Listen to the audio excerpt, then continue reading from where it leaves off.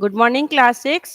कल हम class chapter 3 आपको बता रहे थे, जिसमें फाइबर टू फैब्रिक का बीच में कुछ नेटवर्क इश्यू आ गए थे। तो आज हम उसको कंटिन्यू एनिमेशन देखेंगे। Okay,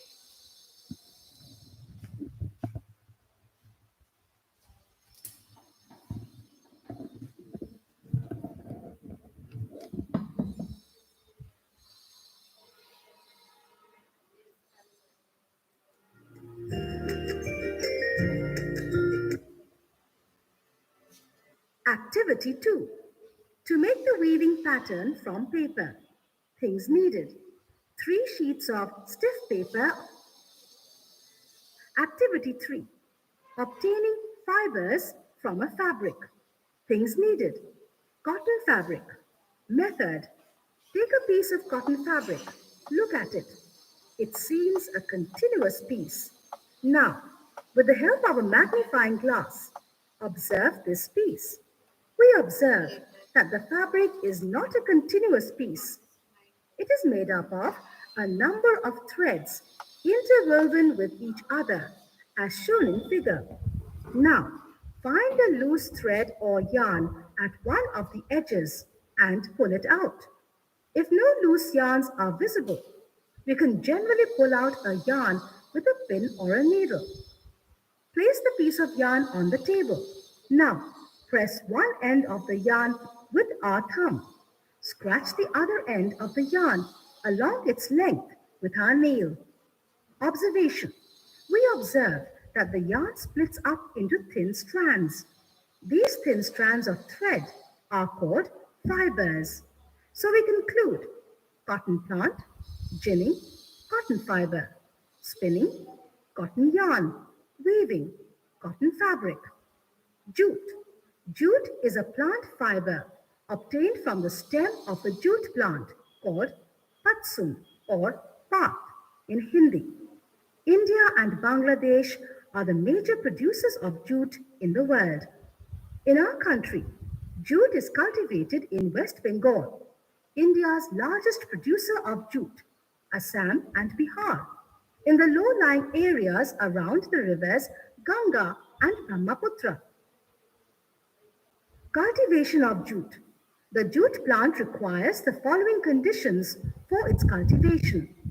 It needs hot and humid climate.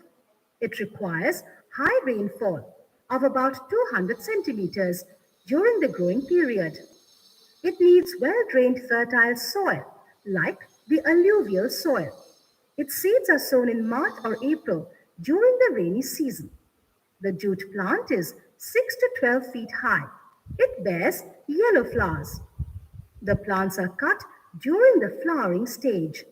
It is because good quality jute is obtained from its stem only at this stage, as otherwise the stem becomes very hard and it is difficult to remove fibers from it. The cut jute plants are then left in the field for a few days so that the leaves dry and fall off.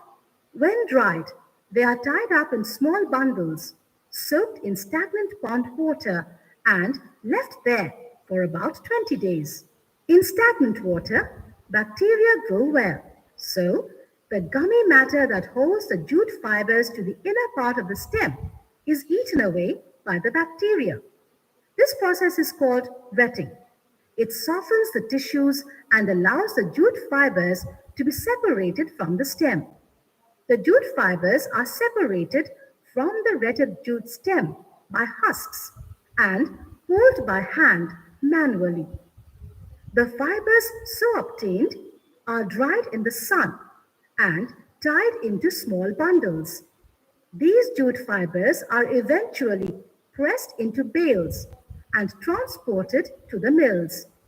They are then spun and woven into textiles at the mills. Uses of jute.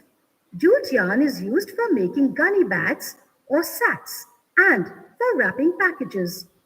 High quality jute is woven into curtains, carpets, chair coverings, and packing of linoleum. Today, fashionable shopping bags, table mats, jute beads, and jewelry are also available in the market. History of clothing material. The early man did not know much about clothes. It is said that during those days, people used the bark of trees and large leaves to cover themselves. They also wore animal skin and wrapped fur around their bodies to keep themselves warm during winter. When it rained or when the weather became cold, they wore animal skins and wrapped fur around their bodies to keep themselves warm. Gradually, as man's knowledge of his environment increased, there was a desire for more comfortable ways of living. The most important discovery that led to a change in their pattern of life was knowing how to grow plants and grains. This was the beginning of agriculture. Man later developed the technique for spinning and weaving cloth from the fluffy substance of the cotton plant. Early Indians wore fabric made from the cotton that grew in regions near the river Ganga. In ancient Egypt, cotton and flax plants were cultivated near the river Nile and used for making fabrics. In China, silkworms were domesticated to produce silk fibers. The fibers were then spun into a thread, which was woven to make silk cloth. In those days, stitching was not known. People simply draped the fibers around different parts of their body. With the invention of the sewing needle, people started stitching fabrics to make clothes. Stitched clothes saw many variations since this invention. Today, Western designed stitched clothes such as jeans, suits, shorts, and trousers are very popular. At present, there is a large variety of fabrics to choose from.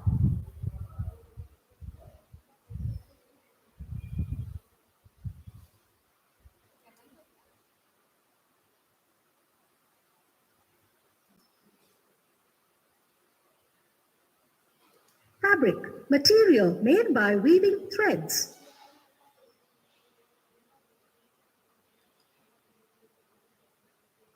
Weaving, converting yarn into cloth.